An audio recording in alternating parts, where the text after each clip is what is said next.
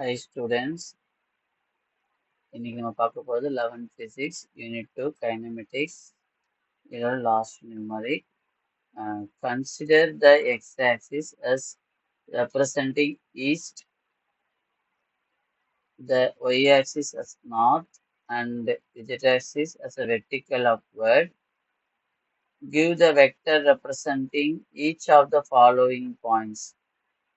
First one, 5 meter northeast and 2 meter upwards.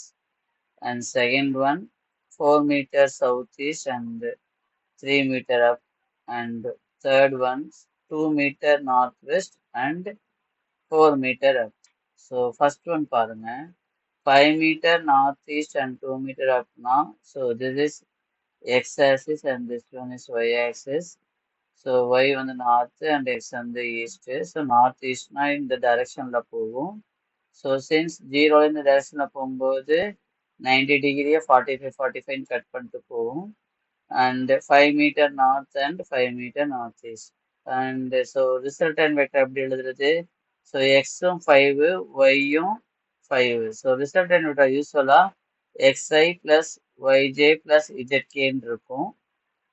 இதுல angle இருந்தது அப்படின்னா the theta between the x and y component given, then r equal to xi plus yj cos alpha plus zk இருக்கும். So x எவ்வளவு 5, 5i plus 5j cos 45 plus 2k. z என்றது upwards, so 2k போடணும். So 5i plus 5j cos 45 ஓட value 1 by root 2. So 1 by root 2 plus 2k.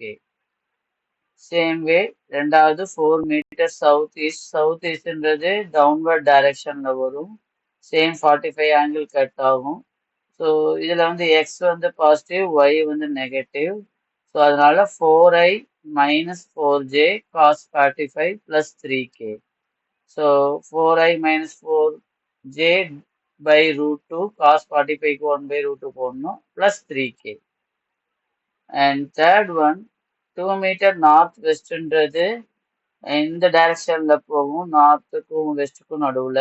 So again 45 degree split up. இங்க 2 metre கொடுத்துருக்காங்க. So இதுல X வந்து negative ஆக்சிஸ்ல போகும், Y வந்து positive. So minus 2i plus 2j cos 45 plus 4k. So 2 common எடுத்தா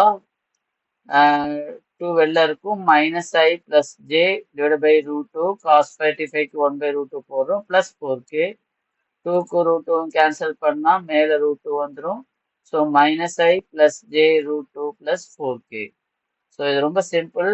நமக்கு XY Z coordinates தெரிஞ்சா போதும், டைரக்ஷன்ஸ் தெரிஞ்சா போதும், ஈஸியாக நம்ம முடிச்சிடலாம். ஓகேயா? ஸோ நெக்ஸ்ட் வீடியோவில் புது யூனிட்ல புது நியூமரிக்ஸோட பார்க்கலாம்.